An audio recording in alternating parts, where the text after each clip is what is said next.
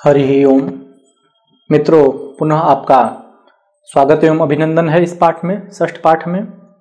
पुनः हम इस उत्तरार्ध पाठ में ग्रहों के स्थान, उनके संबंधित वस्त्र, द्रव्य एवं ऋतु स्वामित्व के बारे में पढ़ेंगे। ग्रहों का कौन सा स्थान निर्दिष्ट है, उनके वस्त्र क्या हैं, किस किस द्रव्यों पर उनका अधिकार है और किन किन ऋतुओं के वो स्वामी हैं, इनके बारे में हम पढ़ेंगे। तो श्लोक आपके समक्ष प्रस्तुत है। श्लोक इस प्रकार है। देवाम वग्नि विहार कोश शयन क्षित्युत्करेशाः क्रमात् वस्त्रम स्थूलम भुक्तमग्निक हतम मध्यम दृढ़म स्फाटितम ताम्रम स्यान्मणि हेम युक्ति रजतान्यर्काच्च मुक्तायसी द्रेष्काणैः शिशिरादय शशुरुच ज्ञग्वादिषु द्यत्सुवा। इन श्लोकों में 4 विषयों का वर्णन किया गया है। प्रथम पंक्ति में, प्रथम श्लोकार्ध में ग्रहों के स्थान के बारे में बताया गया है। देवस्थान, देवस्थान पर सूर्य का अधिपतित्व होता है, अर्थात जो हमारे मंदिर हैं, मठ हैं अथवा जो भी प्रमुख देवस्थल हैं, उन सभी स्थलों पर सूर्य का अधिकार रहता है। जल स्थान, नदी, कूप, समुद्र इत्यादि जो भी हैं, उन सभी जल स्थानों पर चंद्र का अधिकार रहता है। मंगल का अधिकार अग्नि स्थान, अर्थात जहाँ पर अग्नि हो, जैसे गोदाम हो गया और अग्निशालाएं हो गई, ईंट भट्टे का निर्माण जिस स्थान पर होता है वह भी अग्निशाला ही है। अर्थात जिस स्थान पर अग्नि का प्रयोग होता है वो सारे स्थान मंगल के अधिकार क्षेत्र में आते हैं। विहार स्थान अर्थात भ्रमण करने वाला स्थान, मनोरम स्थल, इसके ऊपर बुध का अधिकार है। कोश स्थान अर्थात भंडार स्थान, जो कोल्ड स्टोरेज इत्यादि होते हैं अथवा घर में जो भंडार गृह होता है, इन सभी स्थानों पर बृहस्पति का अधिकार होता है। शयन स्थान अर्थात पर्यंक, जो रात्रि शयन करते हैं, उस स्थान पर शुक्र का अधिकार रहता है।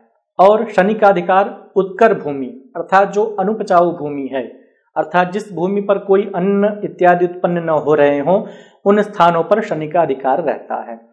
तो इन अधिकारों का प्रयोजन मुख्य रूप से यह है कि प्रश्न काल में प्रष्टा के प्रश्नानुसार ग्रहों की जो स्थिति होती है, उस स्थिति का विधिवत अध्ययन करने के पश्चात प्रष्टा के खोए हुए वस्तुओं का अथवा नष्ट द्रव्य का, चोरी की गई वस्तुओं का स्थान निर्देश हम इसके माध्यम से करते हैं। पुनः सूर्यादि ग्रहों के जो वस्त्र हैं उनका वर्णन किया जा रहा है। तो सूर्य का वस्त्र है स्थूलम, स्थूल अर्थात मोटा। कुछ ऐसे मोटे वस्त्र होते हैं जिन पर सूर्य का अधिकार होता है, जैसे खादी इत्यादि जो है वो मोटे वस्त्र हैं, इन पर सूर्य का अधिकार होता है। चंद्र का अधिकार अभुक्तम अर्थात किसी के द्वारा न पहना गया, अर्थात नवीन वस्त्र। जो व्यक्ति चंद्र के अधिकार क्षेत्र में आते हैं वो सर्वदा नवीन वस्त्रों को धारण करने की उनकी उत्कंठा रहती है।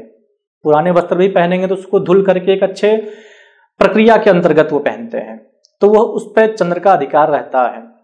मंगल का अग्नि का हतम अर्थात अग्नि से दग्ध, अग्नि से जला हुआ जो ऐसे वस्त्र होते हैं, अथवा जल से जला हुआ अर्थात ऐसे वस्त्र जो जिनमें जल की अधिकता होती है अथवा जल की अधिकता के कारण उनका निर्माण होता है, तो ऐसे वस्त्र के ऊपर मंगल का अधिकार होता है। मध्यम वस्त्र, न अत्यधिक पुराना न अत्यधिक नया, इन वस्त्रों के ऊपर बुध का अधिकार होता है। बृहस्पति का अधिकार दृढ़म अर्थात दीर्घ काल तक चलने वाले जो वस्त्र होते हैं उन पर बृहस्पति का अधिकार होता है।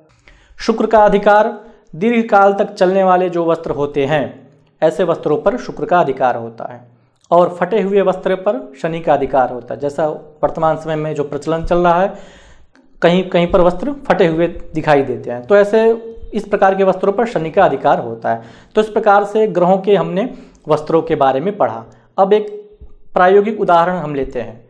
आप इस चक्र में स्पष्ट रूप से देखेंगे कि कैसे इसका प्रयोग किया जाता है। जैसे कोई वस्तु खो गई अथवा चोरी हो गई, अथवा किसी ने चोरी कर ली, अथवा कहीं वो स्थापित है किंतु दिख नहीं रही है, तो जब प्रष्टा इस प्रकार के प्रश्न लेकर के ज्योतिषी के पास आता है, तो उसमें हम पहले जो लग्न चल रहा होता है उस लग्न को प्रश्न लग्न बनाते हैं, उसी को हम प्रश्न लग्न मान लेते हैं और उसके अनुसार फलादेश करते हैं। तो प्रदत्त चक्र में कर्क लग्न है और इस कर्क लग्न में चंद्र बैठा हुआ है।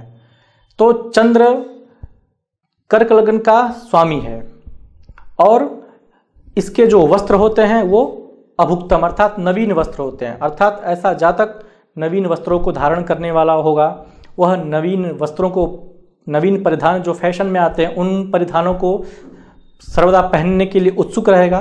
तो इस प्रकार से होता है। यदि कोई वस्तु ऐसे लग्न में खो जाती है तो कैसे प्राप्त होगी, नज़दीक प्राप्त होगी, कहाँ पर प्राप्त होगी, इसके लिए भी प्रश्न लग्न का आश्रय लेते हैं। चंद्र चूंकि यहाँ पर कर्क लग्न में है और चंद्र का स्थान होता है जल स्थान, यदि इस लग्न में कोई वस्तु खोई होगी तो वह जल स्थान पर प्राप्त हो जाएगी, जैसे नदी के तालाब, नदी तालाब, कुआं इत्यादि ऐसे स्थानों पर वो वस्तु प्राप्त होगी, क्योंकि चंद्र लग्न में बैठा हुआ है और कर्क लग्न में बैठा है, चर लग्न में बैठा है। इस चर लग्न के कारण वह वस्तु गृह से अत्यंत दूर होने पर वह प्राप्त होगी। तो इस प्रकार से हम कल्पित लग्न के द्वारा, कल्पित चक्रों के द्वारा हम शुभाशुभ फल की प्राप्ति करते हैं। आप इस चक्र के माध्यम से अनेक चक्रों का निर्माण करके देखेंगे। पुनः अब किस किस द्रव्यों पर कौन कौन से ग्रहों का अधिकार है यह हम पढ़ते हैं। तो देखेंगे कि ताम्र वर्ण पर सूर्य का अधिकार, अर्थात ताम्र, तांबा इत्यादि जो धातुएं हैं उन धातुओं पर सूर्य का अधिकार होता है। मणि पर, वैदुर्य आदि जो मणि होते हैं उन पर चंद्र का अधिकार होता है। स्वर्ण पर मंगल का होता है। कांसा इत्यादि धातुओं पर बुध का अधिकार होता है। चांदी पर बृहस्पति का, मोती पर शुक्र का तथा लौह द्रव्यों पर शनि का अधिकार होता है। यह मूल रूप से इसलिए इसका प्रयोजन किया जाता है क्योंकि कौन से ग्रह से संबंधित, जो ग्रह दुर्बल हैं उनसे संबंधित द्रव्यों का हम आधान करते हैं, उनका शरीर में धारण करते हैं तो वह ग्रह पुष्ट होते हैं। इसी प्रकार से जो श्लोक के अंतिम चरण है उसमें ग्रह से संबंधित ऋतुओं के बारे में बताया गया, अर्थात किस ऋतुओं पर कौन से ग्रह का अधिकार है। तो चंद्र का वर्षा ऋतु पर, मंगल का ग्रीष्म ऋतु पर, बुध का शरद ऋतु पर, बृहस्पति का हेमंत ऋतु पर, शुक्र का वसंत ऋतु पर और शनि का शिशिर ऋतु पर अधिकार रहता है। चूंकि ऋतुएं 6 हैं और ग्रह 7, इसलिए सूर्य को इसमें छोड़ दिया गया। इन 6 ऋतुओं पर चंद्रादि ग्रहों का अधिकार होता है। अब इसका प्रयोग हम कैसे करेंगे, कैसे जानेंगे कि इस ऋतु का यहाँ पर प्रयोग होता है, उसका प्रयोजन क्या है। तो जो कोई वस्तु चोरी होती है अथवा गुम हो जाती है अथवा कहीं पर छिपी हुई रहती है तो उसके परिज्ञान के लिए हम कितने समय में वह प्राप्त होगी, अर्थात कौन से ऋतु में वह प्राप्त होगी, इसके लिए इसका हम प्रयोग करते हैं। तो दृष्काण में जो ग्रह रहता है उस ग्रह से संबंधित ऋतुओं में वो वस्तु प्राप्त होती है। जैसे किसी ने प्रश्न किया कि मेरी वस्तु कहाँ पर होगी, जो चोरी हुई वस्तु है वह कहाँ पर होगी। तो जो पूर्व में चंद्र लग्न था, चंद्र कर्क लग्न में था, कर्क चंद्र जो है वह वर्षा ऋतु का स्वामी होता है, अथवा अर्थात वर्षा ऋतु के आने पर, जब प्रश्न किया गया है उससे अग्रिम वर्षा ऋतु के आने पर वह वस्तु की प्राप्ति होगी, उसके पहले नहीं होगी, क्योंकि दृष्काण में चंद्र का दृष्काण चल रहा था। अथवा दृष्काण में जो ग्रह स्थित होता है उसके कारण वह जिस ऋतुओं का स्वामी होता है उस समय में प्राप्त होगी। जैसे मान लीजिए किसी ने प्रश्न किया कि हमारी वस्तु कहाँ पर, तो यदि उस समय बुध का दृष्काण चल रहा होगा तो वर्तमान समय से शरद ऋतु आने पर उस वस्तु की प्राप्ति होगी। तो इसी प्रकार से ग्रहों के स्थान, वस्त्र, द्रव्य, ऋतुओं इत्यादियों का निर्धारण किया गया। आप चक्र में उसको स्पष्ट रूप से देख सकते हैं। पुनः ग्रहों से संबंधित काल और रस विचार, ये तो ऋतुओं के बारे में बताया गया, लेकिन अब ऋतुओं से भी जो सूक्ष्म काल होते हैं उनके बारे में बताया गया कि इन इन काल खंडों पर इन इन ग्रहों का अधिकार है। तो श्लोक इस प्रकार से है, अयन क्षण वासरर्तवो मासोर्धम च समाश्च भास्करात् कटुक लवण तिक्त मिश्रित मधुराम्लौ च कषाय इत्यपि। ये श्लोक है। इसमें अयन, अयन अर्थात 6 महीने, 6 महीने का जो कालखंड होता है उस कालखंड पर सूर्य का अधिकार होता है। क्षण अर्थात एक मुहूर्त जो लगभग 48 मिनट का होता है उस पर चंद्र का अधिकार होता है। दिन पर अधिकार मंगल का होता है। ऋतु अर्थात 2 मास, 2 सौर मास की एक ऋतु होती है तो उन पर बुध का अधिकार होता है। बृहस्पति का अधिकार महीना अर्थात 1 महीना। शुक्र का अधिकार पक्ष पर 15 दिन पर और शनि का अधिकार वर्ष पर होता है। ये क्रमशः सूर्यादि ग्रहों के बताए गए हैं। इनका प्रयोजन पूर्ववत ही है, अर्थात जो जन्मांग चक्र में जो ग्रह रहेगा उससे संबंधित कालखंड में वो वस्तु प्राप्त होगी। एक तो उसके कारण भी होती पूर्व प्रतिपादित नियम के अनुसार, एक इस नियम के अनुसार।